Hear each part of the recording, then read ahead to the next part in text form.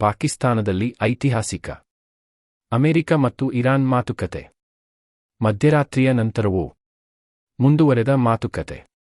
ಸಾವಿರಾರು ಜನರನ್ನು ಬಲಿತೆಗೆದುಕೊಂಡ ಮತ್ತು ಜಾಗತಿಕ ಮಾರುಕಟ್ಟೆಗಳನ್ನು ಬೆಚ್ಚಿಬೀಳಿಸಿದ ಯುದ್ಧವು 7ನೇ ವಾರಕ್ಕೆ ಪ್ರವೇಶಿಸುತ್ತಿದ್ದಂತೆ 2 ವಾರಗಳ ದುರ್ಬಲವಾದ ಕದನ ವಿರಾಮವನ್ನು ಘೋಷಿಸಿದ ಕೆಲವು ದಿನಗಳ ನಂತರ ಅಮೆರಿಕ ಮತ್ತು ಇರಾನ್ ಭಾನುವಾರ ಮುಂಜಾನೆ ಪಾಕಿಸ್ತಾನದ ಇಸ್ಲಾಮಾಬಾದ್ದಲ್ಲಿ ಐತಿಹಾಸಿಕ ಮುಖಾಮುಖಿ ಮಾತುಕತೆಗಳನ್ನು ಮುಂದುವರೆಸಿದವು. ಏತನ್ಮಧ್ಯೆ ಯುದ್ಧ ಪ್ರಾರಂಭವಾದ ನಂತರ ಮೊದಲ ಬಾರಿಗೆ 2 ವಿಧ್ವಂಸಕ ನೌಕೆಗಳು ಗಣಿ ತೆರವು ಕಾರ್ಯಕ್ಕೆ ಮುಂಚಿತವಾಗಿ ಇರಾನ್ ಹಿಡಿತದಲ್ಲಿರುವ ಹಾರ್ಮುಜ್ ಜಲಸಂಧಿಯನ್ನು ದಾಟಿವೆ ಎಂದು ಅಮೆರಿಕ ಸೇನೆ ಹೇಳಿದೆ. ಆದಾಗ್ಯೂ ಜಂಟಿ ಮಿಲಿಟರಿ ಕಮಾಂಡ್ ಅದನ್ನು ನಿರಾಕರಿಸಿದೆ ಎಂದು ಇರಾನ್ನ ರಾಜ್ಯ ಮಾಧ್ಯಮ ತಿಳಿಸಿದೆ. ನಾವು ಜಲಸಂಧಿಯನ್ನು ತೆರವುಗೊಳಿಸುತ್ತಿದ್ದೇವೆ. ನಾವು ಒಪ್ಪಂದ ಮಾಡಿಕೊಳ್ಳುತ್ತೇವೆಯೋ ಇಲ್ಲವೋ ಎಂಬುದು ನನಗೆ ಯಾವುದೇ ವ್ಯತ್ಯಾಸವನ್ನುಂಟು ಮಾಡುವುದಿಲ್ಲ ಎಂದು ಟ್ರಂಪ್ ಪತ್ರಕರ್ತರಿಗೆ ತಿಳಿಸಿದ್ದಾರೆ. ಮಾತುಕತೆಗಳು ಮುಂದುವರೆದು ಇಸ್ಲಾಮಾಬಾದ್ನಲ್ಲಿ ಬೆಳಗಿನ ಜಾವ 2 ಗಂಟೆ ಸಮೀಪಿಸುತ್ತಿದ್ದಂತೆ ಅವರು ಮಾತುಕತೆಗಳನ್ನು ತುಂಬಾ ಆಳವಾದವು ಎಂದು ಕರೆದರು. ಇರಾನಿನ ಸರ್ಕಾರಿ ಟಿವಿ ಗಂಭೀರ ಎಂದು ವಿವರಿಸಿದೆ.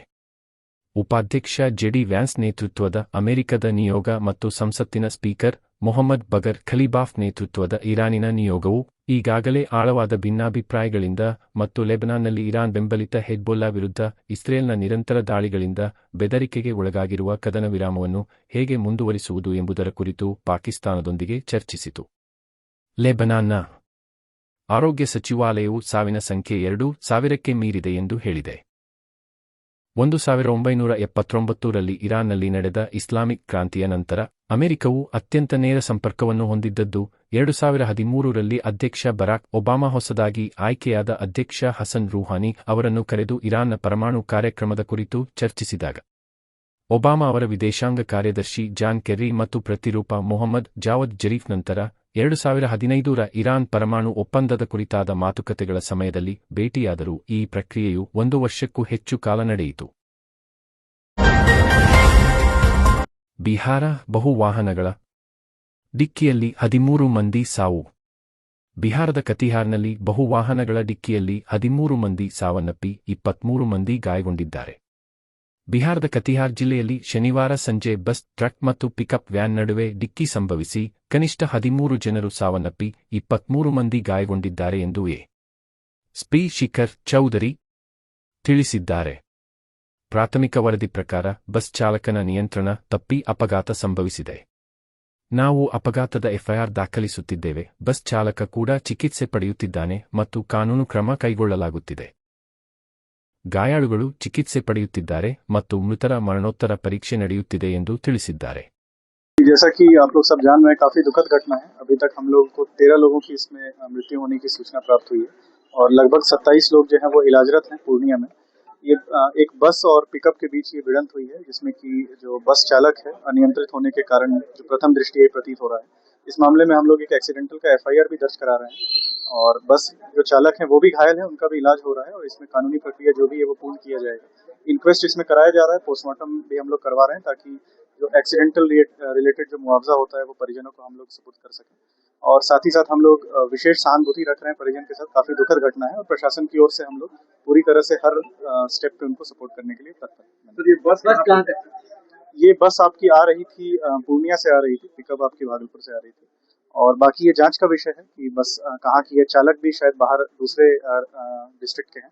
तो ये हम लोग पहले इन जो बाकी प्रक्रिया है उसको हम लोग पूर्ण करने के बाद बाकी अनुसंधान हम लोग करेंगे. चालक की गिरफ्तारी हो गई है क्या? अभी इलाजरत है, जैसा कि हमने बताया. वो भी गंभीर रूप से घायल है और क्योंकि इसमें एक केस होगा, एक्सीडेंटल का एक केस होगा, एफआईआर होगा थाना में, उसके बाद इसमें आगे जो लोग मरे हैं या पिकअप में सवार थे या बस में सवार थे? जी, इसमें दोनों तरफ से घायल हुए हैं लोग. पिकअप सवार जो लोग थे वो लोग भी घायल हैं और जो बस में पैसेंजर थे वो लोग भी घायल हैं, जो कि इलाजरत हैं. जो घायल लोग हैं वो सारे लोग पूर्णिया में इलाजरत हैं. ಸಚಿವ ಸಂಪುಟ ಪುನರಾಚನೆಯ ಕೂಗು. ಕಾಂಗ್ರೆಸ್ ಶಾಸಕರು ಇಂದು ದೆಹಲಿಗೆ. ಬಾಗಲಕೋಟೆ ಮತ್ತು ದಾವಣಗೆರೆ ದಕ್ಷಿಣ ಕ್ಷೇತ್ರದ ಉಪಚುನಾವಣೆ ಮುಗಿಯುತ್ತಿದ್ದಂತೆ ಕಾಂಗ್ರೆಸ್ನಲ್ಲಿ ಸಚಿವ ಸಂಪುಟ ಪುನರಾಚನೆಯ ಕೂಗು ಜೋರಾಗಿದೆ.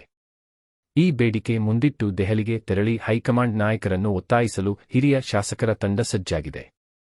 ವಿಧಾನಸಭೆ ಮುಖ್ಯ ಸಚೇತಕ ಅಶೋಕ ಪಟ್ಟಣ ನೇತೃತ್ವದಲ್ಲಿ ಕರ್ನಾಟಕ ಸರ್ಕಾರದ ದೆಹಲಿ ಪ್ರತಿನಿಧಿಯೂ ಆಗಿರುವ ಟಿ.ಬಿ.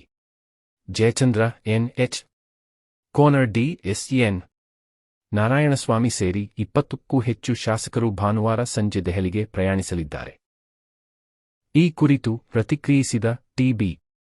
ಜಯಚಂದ್ರ, ಈ ಹಿಂದಿನ ಸಭೆಯಲ್ಲಿ ಚರ್ಚಿಸಿದಂತೆ 3-4 ಬಾರಿ ಗೆದ್ದಿರುವ ಶಾಸಕರು ಸ್ವಇಚ್ಛೆಯಿಂದ ದೆಹಲಿಗೆ ಬರುತ್ತಿದ್ದಾರೆ ಎಂದು ತಿಳಿಸಿದರು. ರಾಜ್ಯದಲ್ಲಿ ಸಚಿವ ಸಂಪುಟದ ಅವಧಿ 3 ವರ್ಷ ಪೂರೈಸಲಿದೆ. ಮುಂದಿನ 2 ವರ್ಷಗಳಲ್ಲಿನ ರಾಜಕೀಯ ಏರುಪೇರುಗಳನ್ನು ಗಮನದಲ್ಲಿ ಇಟ್ಟುಕೊಂಡು ಇತರರಿಗೂ ಅವಕಾಶ ನೀಡಬೇಕು ಎಂಬುದು ಹಿರಿಯ ಶಾಸಕರ ಬೇಡಿಕೆ. ಸಂಪುಟ ಪುನರ್ ರಚನೆಯ ಕುರಿತ ಮನವಿಯನ್ನು ಮಲ್ಲಿಕಾರ್ಜುನ ಖರ್ಗೆ ಅವರ ಎದುರು ಮಂಡಿಸಲಾಗುವುದು. ಈ ವಿಚಾರದಲ್ಲಿ ವರಿಷ್ಠರ ನಿರ್ಧಾರವೇ ಅಂತಿಮ. ಮುಖ್ಯಮಂತ್ರಿ ಸಿದ್ದರಾಮಯ್ಯನವರ ಗಮನಕ್ಕೂ ಈ ಭೇಟಿಯ ವಿಷಯವನ್ನು ತಂದಿದ್ದು ಅವರೂ ಕೂಡ ಸಮ್ಮತಿ ಸೂಚಿಸಿದ್ದಾರೆ ಎಂದರು. ಕಳಪೆ ಸಾಧನೆ ತೋರಿದ ಸಚಿವರನ್ನು ಸಂಪುಟದಿಂದ ಕೈಬಿಡಬೇಕು.